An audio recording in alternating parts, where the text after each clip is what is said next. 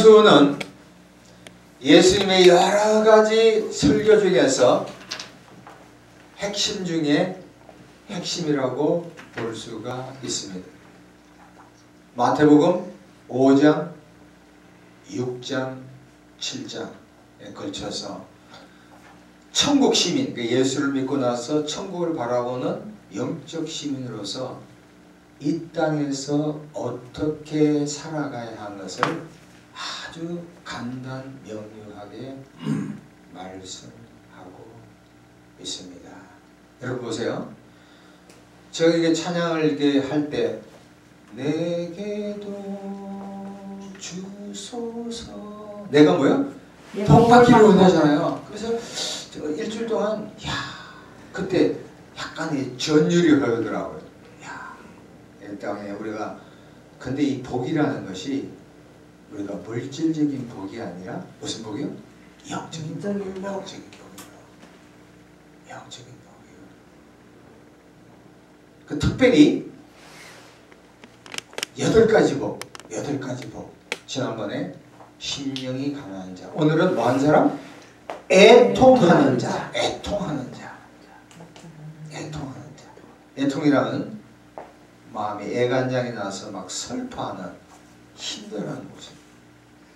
자, 지금 왜 국내적으로 어떠한 것을 보고 우리가 마음이 슬플까, 애통할까?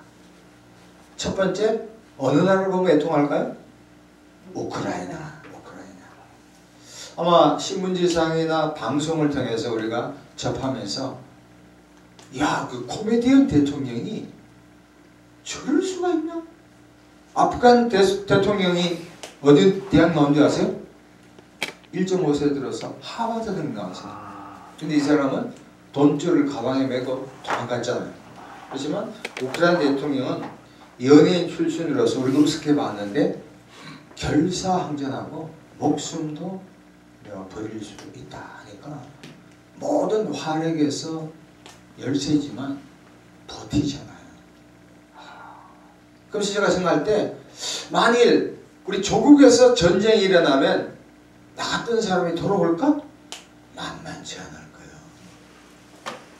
그래서 우크라이나 사건을 보면서 전쟁의 참화, 전쟁은 어쩔 수 없지만 일어나서는 안 된다. 모든 걸 막 풍지박산으로 만들어버리더라고요. 또 우리의 삶 가운데 환자를 보면 우리가 애통해요. 제가 한 열흘 정도, 10일 정도 전에 아산병원에 정기검진을 이렇게 받으러 갔습니다. 근데 이렇게 통로를 지나가는데 그 병실에 침대에 누운 사람이 아이고, 하야, 죽겠다, 막 이런 거예요. 저도 그런 경험을 수술을 했기 때문에 그래서 병자 알아보지 않은 사람은 아마 아픔을 모를 거예요. 뭐 3년, 5년, 10년 누워서 이렇게 알아본 사람들은 이 병이 얼마나 심각한지 통감한다니까요. 세 번째는 우리가 이게 자영업자들의 그 아픔이 대단합니다. 우리나라 자영업이 한 600만 내지 700만이라지만 이 사람들이 지금 종업원들 다 내보내고 뭐 부부가 또 혼자서 막 고군분투를 하고 있습니다. 여기 동네다 식당에 한두 군데 물어보면은 그냥 한 달 겨우겨우 넘긴대요. 정부에서 지난주부터인가 300만 원, 많으면 600만 하지만 그건 턱없이 부족합니다. 손님이 와야 된다. 영업시간을 늘려야 된다고 하는데 다행히 아마 11시까지 되는 걸로 제가 알고 있습니다. 자영업자들이 누적된 적자로 인해서 어려움을 겪습니다. 그리고 또 한 가지 애통한 것은 참 사람이 변하기 어렵다 하는 걸 느꼈어요. 왜냐하면 얼마 전에 볼일 보러 서울역을 지나가는데 제가 수술하기 전에 서울역 그 노숙자 사역을 한 19개월 했거든요. 설교도 하고 성경 공부도 같이 했는데 서울역을 지나가다 보니까 3년 전에 우리가 같이 성경 공부했던 자매가 그게 있더라니까. 그걸 보면서 이야 진짜 안 변하는구나. 뭐 나도 안 변하고 있지만 그걸 봤을 때 이야 똑같이 노는 거야. 하루 종일 놀아. 그래서 내가 생각해서 저분이 5년 10년 후에 어쩌면 20년 후에도 똑같이 그렇게 살 거라고. 이야.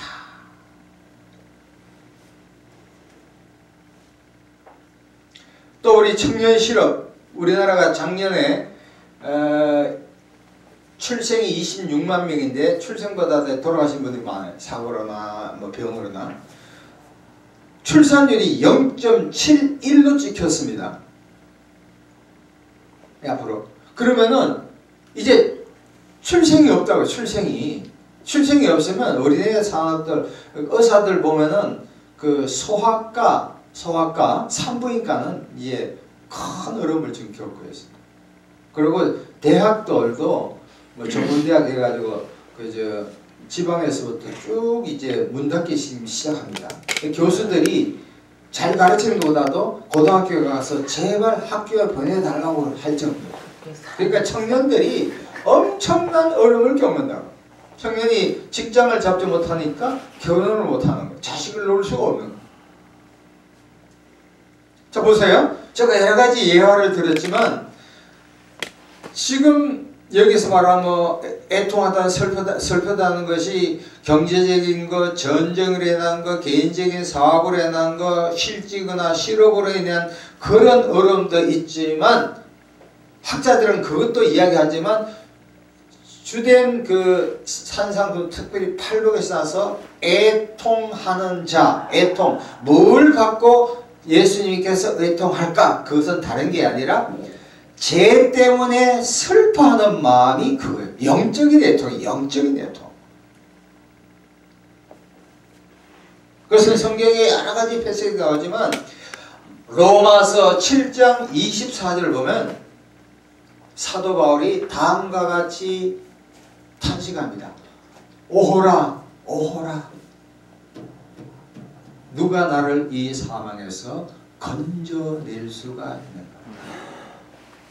무슨 말이냐면 사도 바울이 예수를 믿고 나서 그 마음속에 하나님을 향하여 예배드리고 전도하고 기도하고 구제하고 봉사하고 싶은 하나님이 일을 하고 싶은 마음이 열정이 너무너무 많았어. 그러나 반면에 아직까지 옛 사람이 있어서 끊임없이 하나님을 향한 마음, 세상을 향한 마음 끊임없이 갈등을 일으키다는 거예요.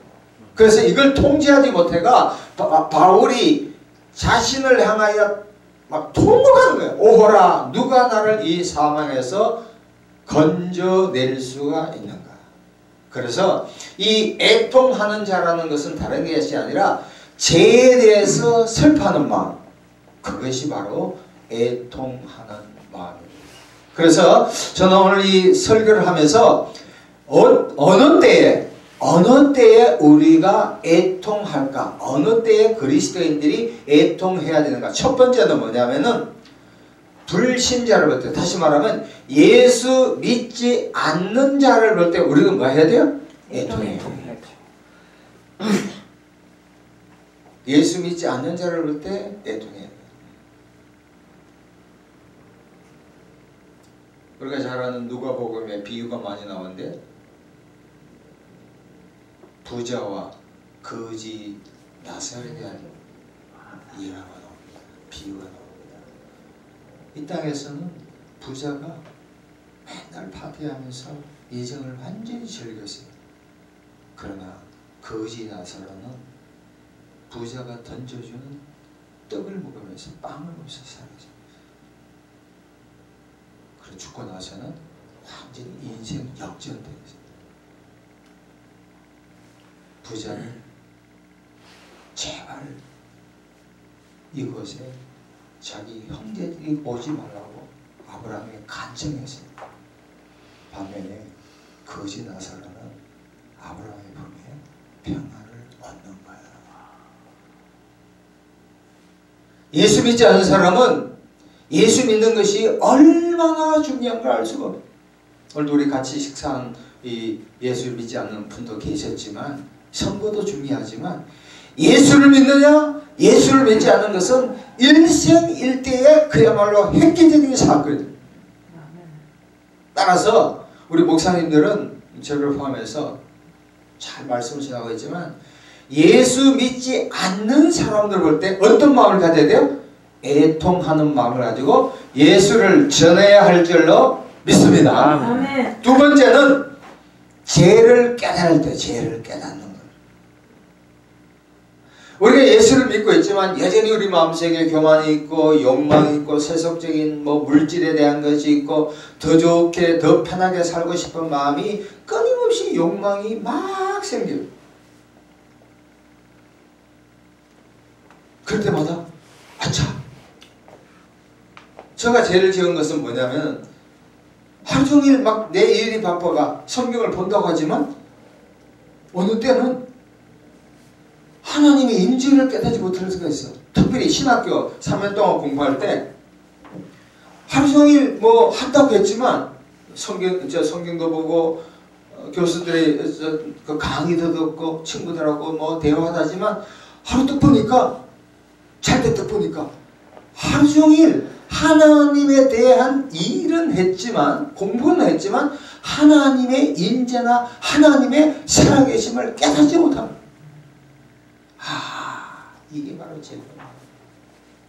그래서 다윗은 시편 51편 3절에 내 앞에 항상 죄가 있다고 고백한 거예요. 다윗이 잘못했기 때문이 아니라 저는 이걸 영성이라 생각해요.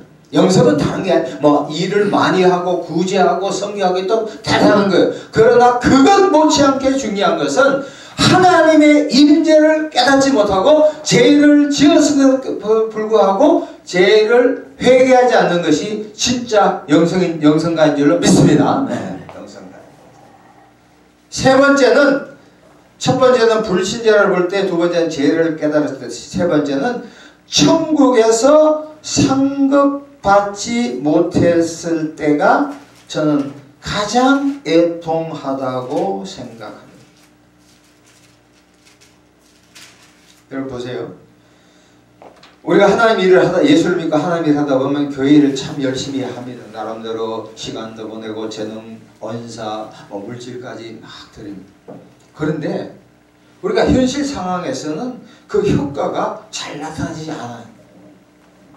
그때 허무함도 생기고, 이게 내가 참 이거 얼마나 부족한가, 통탄한 때가, 애처로울 때가 너무너무 많아. 그러나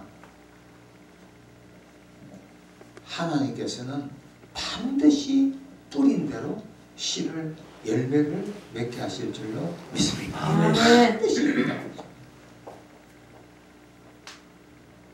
여기에 대한 확신이 없으면 하나님께서 이 땅이 아닌 하늘나라에서 상급을 주신다는 확신이 없으면 우리 주저하게 되고 찬양할 때 힘이 없고 설교할 때 영끈이 안 빠지게 돼요.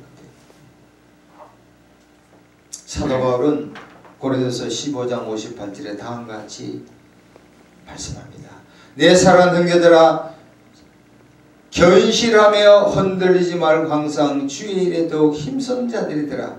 이는 너희 수고가 주 안에서 헛되지 않은 줄을 알미라. 할렐루야. 네.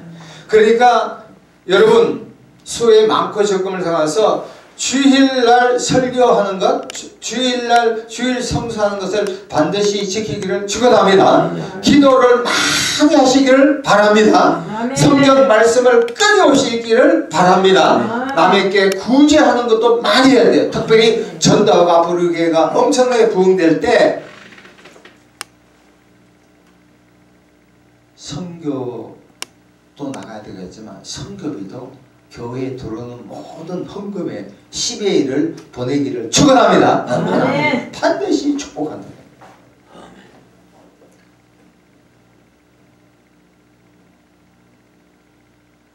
그러면 마지막에 이렇게 할 때 위로를 받는데, 이것은 위로는 사람에 대한 위로가 아니라 하늘로부터 위로가 임하는 거예요. 하늘로부터.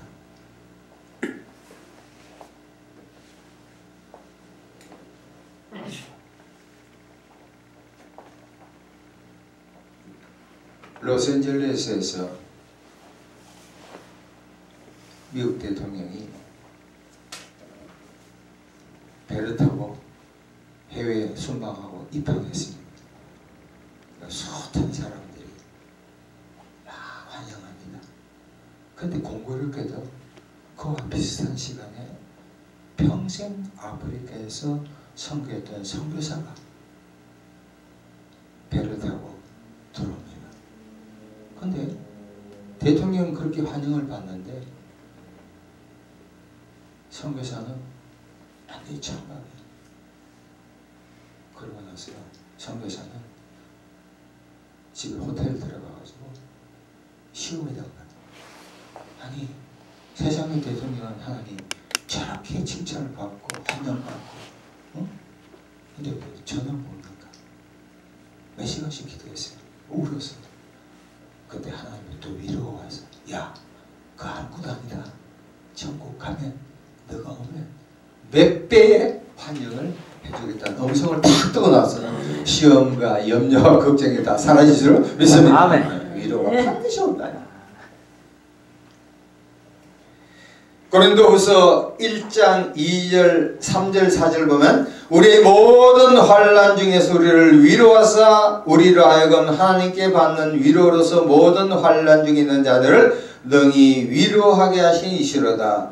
그렇습니다. 위로는 사람의 위로가 아니요 물질의 위로가 아니요 감토의 위로가 아니요 자리의 위로가 아닌 하늘로부터 우리의 마음 자체가 애통한 죄에 대해서 슬퍼하는 마음, 불에 대해서 슬퍼하는 마음을 가질 때 하늘로부터 우리 각자에게 위로가 임할 줄로 믿습니다. 아멘.